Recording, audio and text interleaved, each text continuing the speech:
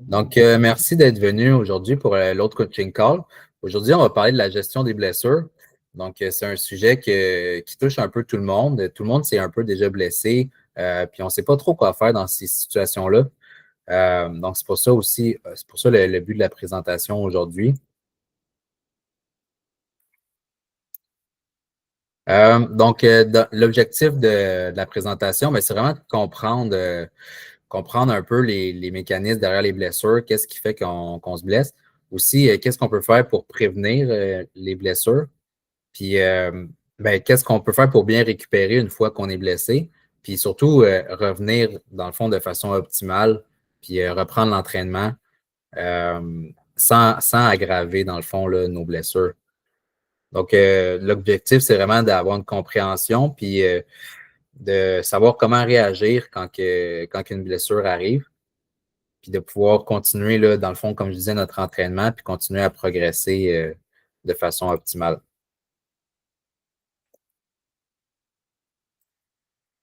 Fait que pourquoi c'est important de savoir tout ça? Ben, tu sais, comme je disais, tout le monde a un peu déjà vécu ça. C'est environ 80% des gens là, qui s'entraînent de façon régulière qui vont subir une blessure mineure au cours là, de leur vie. Puis si c'est pas bien géré, ben, on augmente de 10 fois le risque de chronicité. Donc, dans le fond, que notre blessure, excusez, elle revienne dans le temps, puis qu'elle soit persistante là, tout le temps. Puis si c'est mal géré, dans le fond, si on aggrave notre blessure, ben on peut être un 3 à 6 mois facile là, de régression, d'être dans ce cycle-là de douleur, puis de ne pas savoir quoi faire, puis là, de ralentir, baisser le volume, puis là, la blessure revient. Fait qu'on on doit ralentir encore. Fait que ça peut aller de 3 à 6 mois, puis même plus que ça là, dans le cas des blessures plus graves, là. Donc, c'est important de garder en tête qu'une blessure, c'est pas la fin de notre progression, mais juste un signal que, dans le fond, il faut adapter notre entraînement.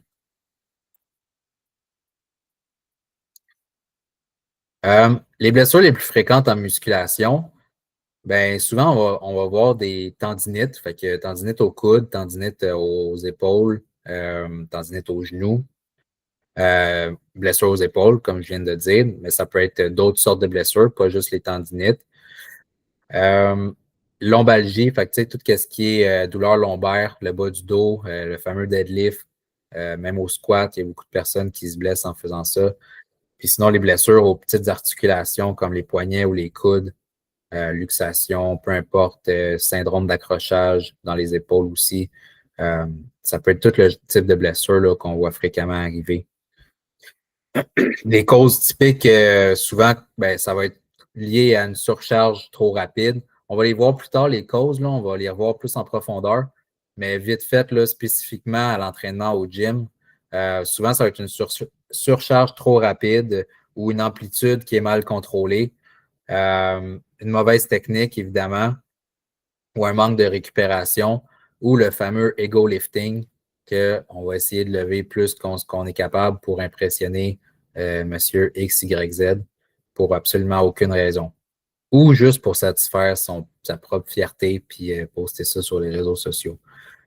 Euh, puis aussi, on avait en cinquième les contractures musculaires, donc communément appelées une crampe ou un claquage, qui fait très mal sur le moment, mais qui ne veut pas nécessairement dire que ça va perdurer dans le temps. Si on parle des blessures en course à pied, parce que, comme vous savez, on est le type de, chez Optimize Body, on fait beaucoup les deux. Fait que la course à pied est de plus en plus présente dans nos vies, puis on en parle de plus en plus. Puis en course à pied, bien évidemment, c'est un des sports où est-ce qu'il y a le plus de blessures. C'est aussi un sport très atteignable, donc il y a beaucoup, beaucoup de gens qui le pratiquent. Fait que c'est normal de voir beaucoup de blessures apparaître. Euh, c'est assez commun là, dans la communauté. On parle souvent du syndrome de l'essuie-glace. Peut-être les physios, les kinés, vous avez déjà entendu parler de ça. Dans le fond, là, c'est une blessure au genou, c'est une inflammation, principalement là, d'un ligament qui passe sur le côté de la jambe puis qui se rattache sur le genou. Puis ça fait une tension qui met un stress inutile sur le genou. Une fasciite plantaire qui va être principalement là, ça provient d'en dessous du pied, puis ça fait une douleur dans le talon. Tendinite d'Achille qui va faire une douleur aussi en arrière du talon. Euh, Syndrome fémoro-patellaire, donc qui est encore une fois une blessure au genou. Il va être plus souvent qui va être plus souvent causé par un mauvais alignement, soit de la jambe, du genou, ou aussi des pieds. Là. Fait que souvent, ça va se régler avec des orthèses. Puis fracture de stress. Souvent, quand le volume est trop élevé, on peut causer des fractures de stress qui font mal soit au pied ou tibia ou la cheville. Les causes typiques à surveiller, évidemment, ça va être le volume qui augmente trop rapidement, de mauvaises techniques, des mauvais souliers ou courir sur des surfaces dures fréquemment, puis avec une mauvaise technique qui cause un gros impact. Si on parle de blessures qui sont fréquentes en cross-training ou en CrossFit, on sait que le CrossFit, c'est un sport très intense. Il y a souvent des blessures qui vont ressortir de ça. Donc, on va parler souvent de douleur à l'épaule. C'est ce qui est le plus fréquent. Ça a même stoppé la carrière de beaucoup de gens. J'ai rencontré plusieurs gars de CrossFit qui ont dû arrêter à cause d'une blessure à l'épaule. Puis c'est des blessures, des fois, assez sévères, là, comme je dis, qui peuvent stopper une carrière. Principalement du fait qu'il y a beaucoup de mouvements d'haltérophilie qui se passent au-dessus de la tête, des mouvements explosifs où est-ce qu'on lève des charges très élevées au-dessus de la tête. Donc, très fréquent, les douleurs à l'épaule. Douleurs lombaires, encore une fois, pour le dos, du fait qu'on lève des grosses charges, beaucoup de deadlift, beaucoup de squats. Tendinopathie rotulienne, fait que douleur au genou, tendinite au genou. Entorse de la cheville ou élongation musculaire. Encore une fois, le fameux claquage. Fait que le triangle de risque spécifique, on va parler souvent, là, le triangle de risque, qu'est-ce qui cause? Ben, c'est comme l'écosystème parfait pour être à risque de blessure. Fait que les trois piliers là, qui vont vraiment accentuer là, le risque de blessure. Fait qu'on nous parle d'une intensité élevée plus une technique inadaptée ou approximative plus une fatigue nerveuse. J'ai mis entre parenthèses volume élevé. Fait que intensité élevée, volume élevé, plus mauvaise technique, égale blessure presque à coup sûr. Donc, ça nous met dans une zone qui est très risquée pour très à risque de blessure.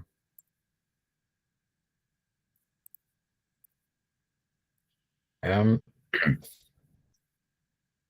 donc, comme je vous ai dit, on va aller plus en profondeur là, sur les causes principales de blessure. Fait qu'on on a parlé tantôt, mais la surcharge trop rapide, c'est souvent ça qui va causer le plus de blessures. Une mauvaise technique ou un manque de contrôle. Fait que si on contrôle pas bien la charge, puis on compense beaucoup avec des muscles qu'on ne serait pas supposé compenser, euh, on se met à risque là, dans nos petits muscles de blessure. Un manque de mobilité ou de stabilité, encore une fois, c'est un peu relié à la technique. Il faut pratiquer le mouvement pour bien maîtriser. Là. Puis aussi faire des exercices pour augmenter notre mobilité parce que ça dépend de toutes les personnes. Une faible condition générale, une faible condition physique générale. Donc, quelqu'un qui n'a pas une bonne condition physique, qui n'est pas en forme à la base, c'est sûr que quand il commence l'entraînement, sa marge d'erreur est plus petite. Du fait qu'il n'est déjà pas en forme, ben, ses muscles, ils ne peuvent pas prendre un gros volume. Donc, il y a moins de marge de manœuvre avant d'être à risque de blessure. Le sommeil insuffisant, donc ça va mener à une surrécupération. Le volume d'entraînement excessif, mal géré. Un manque de récupération active, de l'équipement inadéquat, comme on parlait pour les souliers de course, ou un manque d'écoute de son corps. Donc, notre corps nous envoie des signaux, surtout pour nous signaler là, la fatigue ou des fois, mettons, comme on parlait, l'amplitude qui n'est pas contrôlée. Ton corps il va t'envoyer des signaux pour te dire qu'il n'est pas fait pour aller dans ces positions-là. Si on ne l'écoute pas, ça peut amener des blessures. Puis quand on parle de surentraînement, ben, qu'est-ce qu'il faut savoir? C'est que le surentraînement, c'est pas juste de trop s'entraîner ou s'entraîner à tous les jours ou faire trop de séries, trop de reps.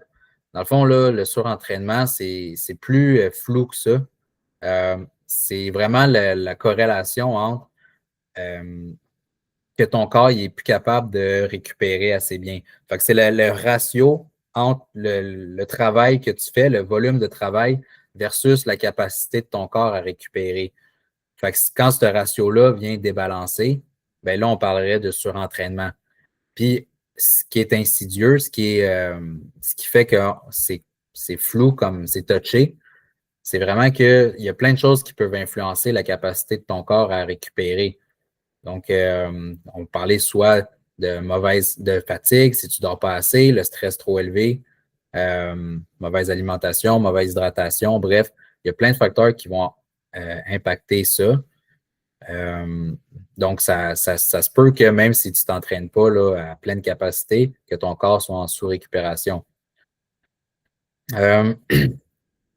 Les signes, dans le fond, à surveiller, bien, ça serait une baisse de performance sur le long terme, une fatigue persistante, mettons, même après une bonne nuit de sommeil, tu te sens quand même fatigué, quand même lourd, mauvaise humeur, trouble de sommeil, des douleurs articulaires qui persistent, puis des plateaux, là, dans le fond, tes charges n'augmentent plus ou même souvent, ils régressent. Donc, ça, si tu as plusieurs signes de ça qui arrivent puis qui sur plusieurs jours, ça peut être un signe que tu es en sous-récupération. Donc, on dit le surentraînement est souvent de la sous-récupération. Fait que peu importe le terme qu'on utilise, le résultat est sensiblement le même.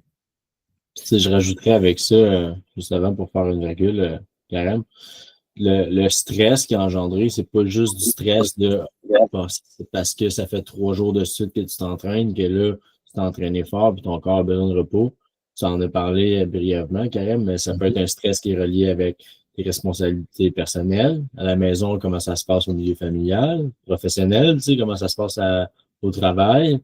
En ce moment, il arrive le Black Friday, les gens qui travaillent dans des magasins de consommables, ben, c'est un flux fort, tu sais. Fait que peut-être que ce week-end, les entraînements vont pas être aussi cohérents qu'habituellement, tu sais. Fait que c'est toujours l'ajustement aussi, parce qu'il faut prendre en compte que la majorité des gens ici sont pas des athlètes. Tu sais, on veut agir comme étant un athlète, sauf qu'on a des responsabilités personnelles, professionnelles, etc. Donc, c'est normal que la récupération à l'occasion pas toujours est one, d'où pourquoi d'être capable d'être à l'écoute de son corps, hyper pertinent. Exact. Puis un autre exemple, comme on parlait avant de commencer, tu sais, là, j'ai passé 3 journées d'entraînement assez intenses. Puis aujourd'hui, j'ai fait beaucoup de voitures au centre-ville de Montréal.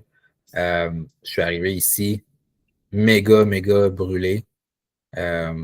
Juste faire de la route, juste des fois la voiture dans le trafic, juste ça, ça peut être une source de stress qui va avoir un impact, là. Ouais, Donc, c'est important d'écouter tous ces signes-là. Puis les mythes, justement, les mythes dangereux là, à ne pas prendre en considération qui peuvent avoir causé plus de tort que de bien. La douleur équivaut au progrès. Fait que, tu sais, souvent, on peut entendre que faut souffrir, dans le fond, pour que ça soit payant.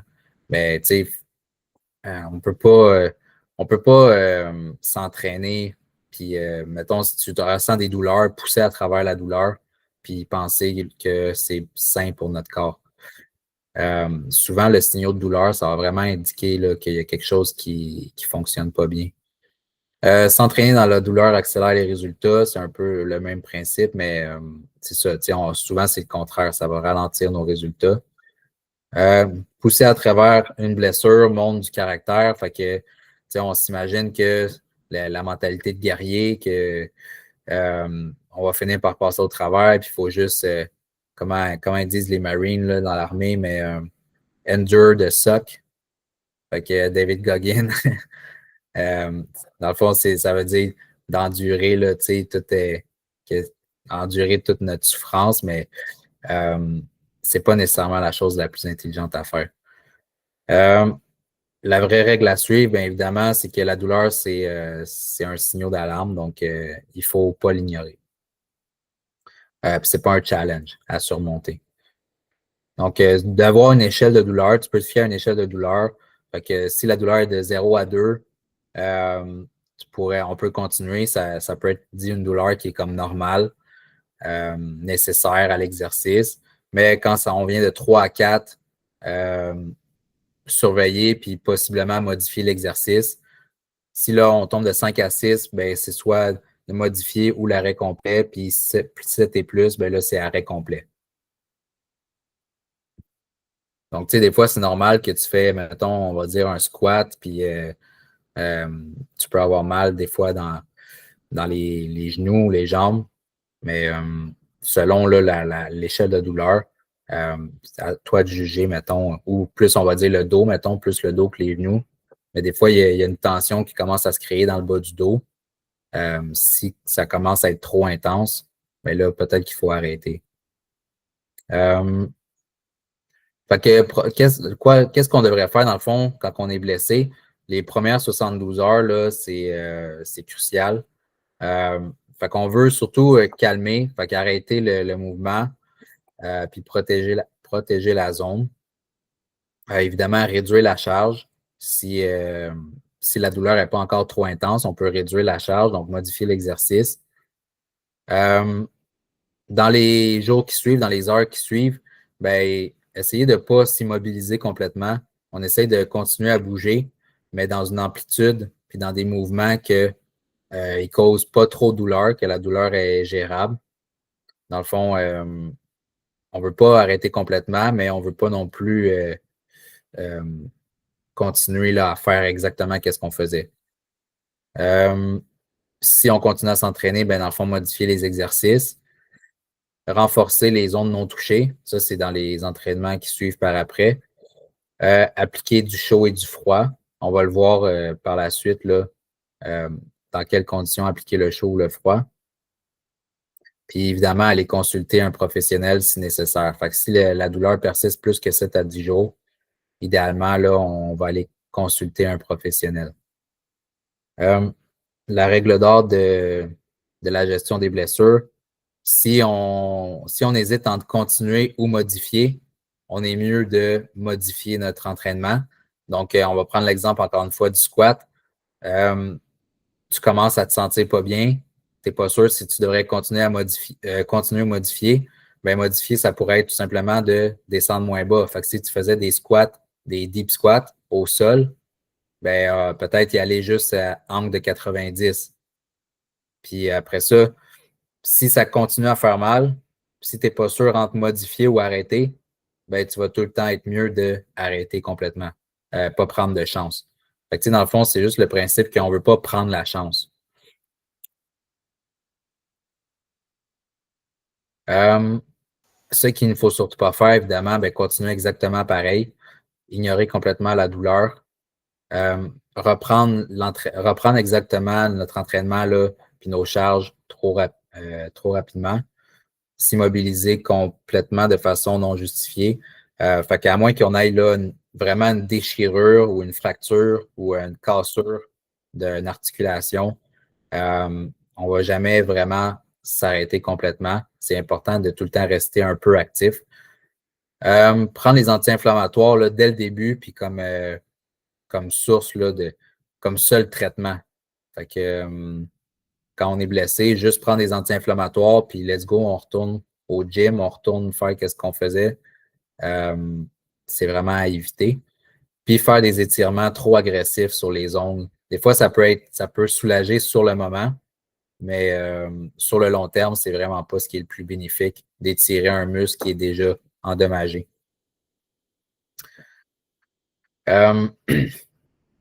La confusion à pas dans le fond, à ne pas faire, c'est qu'une douleur mécanique, ne pas confondre avec un signal d'accident. Fait qu'il y a un accident comme une blessure qui est vraiment grave, comme une déchirure ou une cassure, fracture. Souvent, ça va être une douleur très vive, très intense, puis soudaine, versus une douleur mécanique, que souvent, ça va être de l'irritation ou de l'inflammation. Fait que faut pas tomber dans la panique non plus dès qu'on a, mettons, une douleur au coude, qu'on sent notre coude qui est tendu, on sent de l'inflammation, de penser tout de suite qu'on a des ligaments déchirés, mettons. Ça serait ça un peu là, la nuance. Euh, les professionnels à consulter, fait que, comme on disait, c'est important de les consulter au besoin. Puis même en prévention, en fait, là, c'est tout le temps mieux de prévenir que guérir, comme on dit.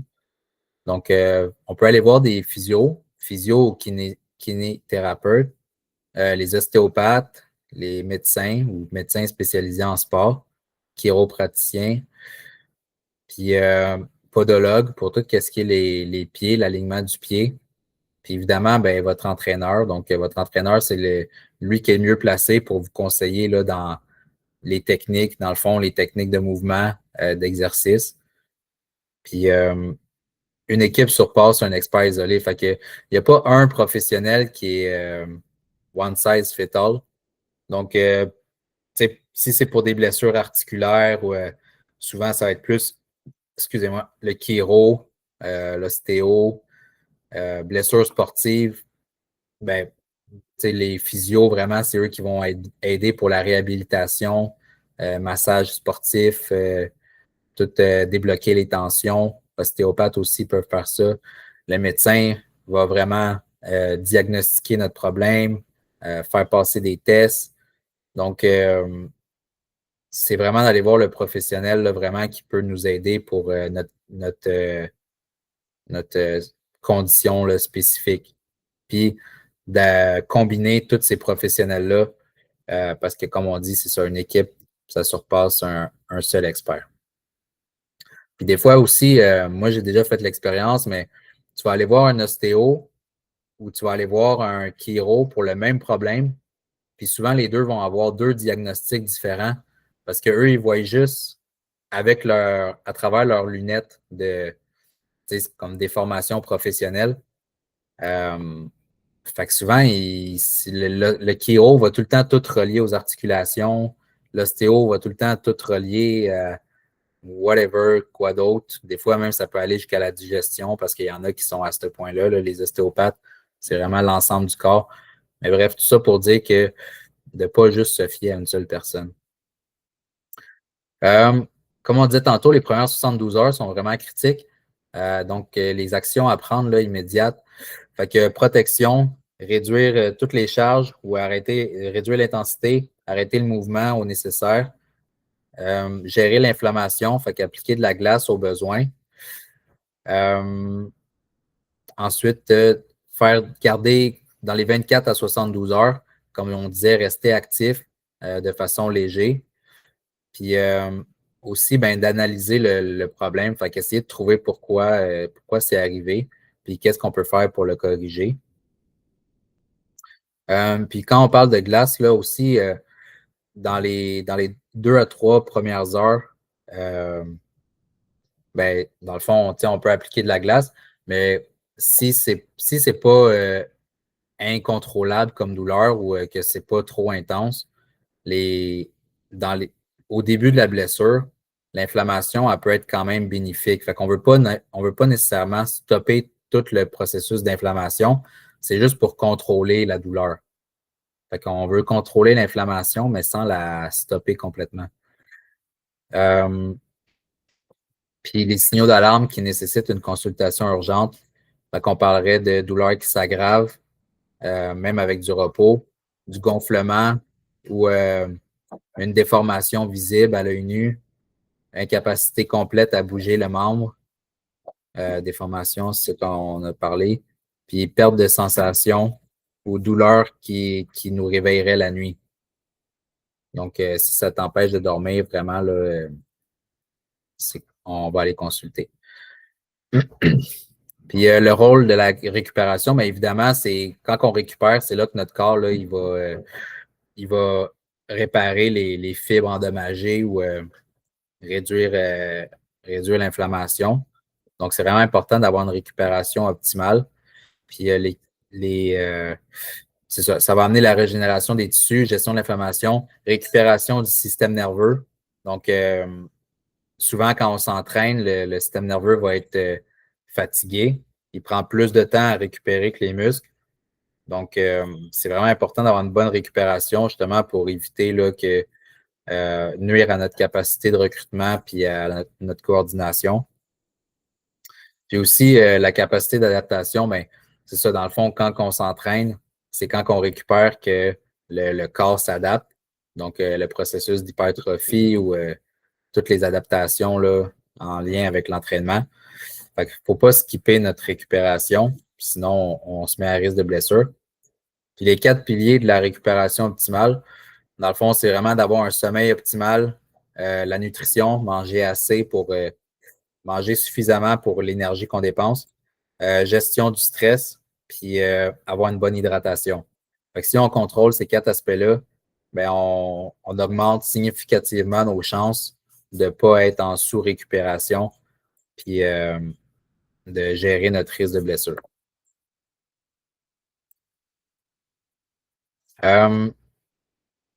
Si on parlerait de principes là, pour prévenir, ben, ça serait d'améliorer notre technique avant d'augmenter les charges, parce que souvent les gens vont faire le contraire.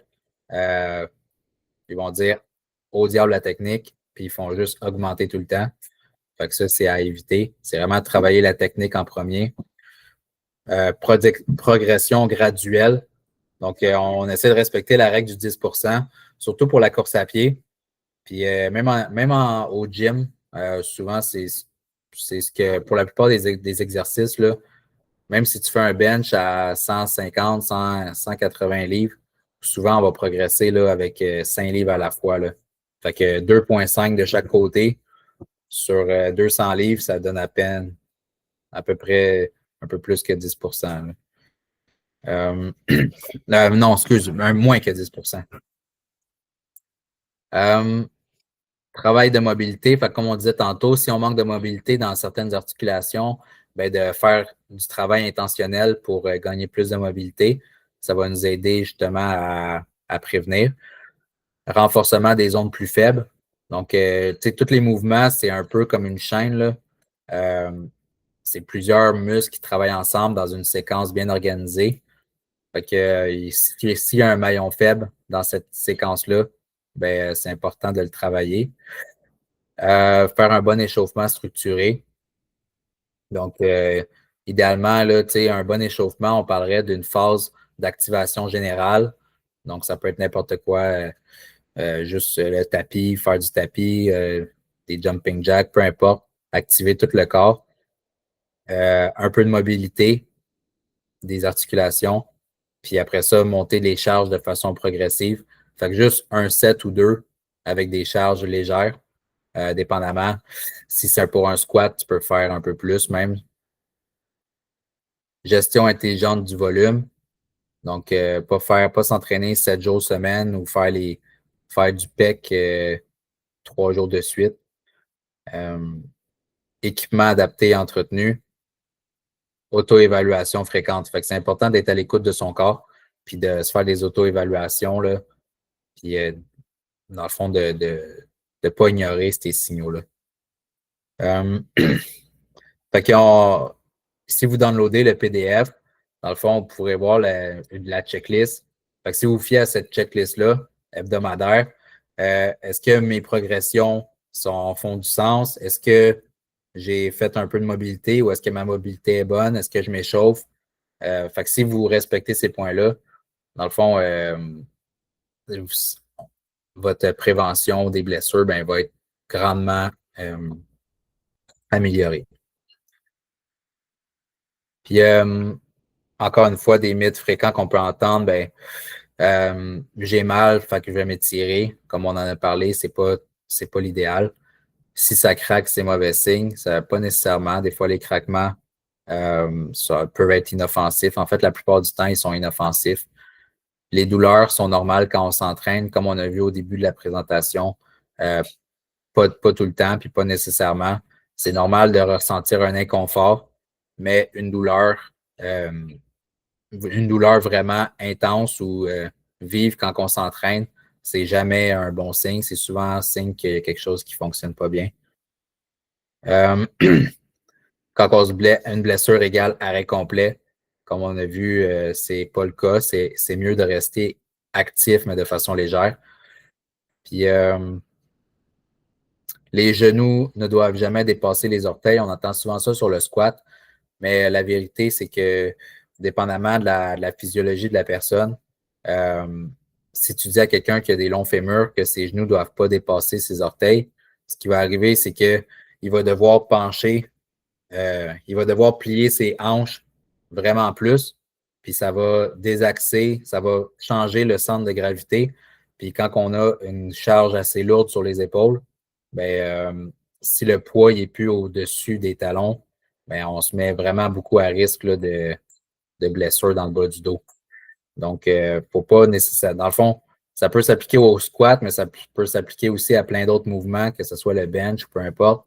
Fait que de ne pas prendre les conseils de tout le monde, puis de ne pas prendre les conseils de n'importe qui, puis les appliquer à tout le monde. Ça ne veut pas dire que c'est une technique qui est bonne pour un, est bonne pour tous. Puis comment rester actif quand on a une blessure? On peut entraîner les membres qui ne sont pas blessés.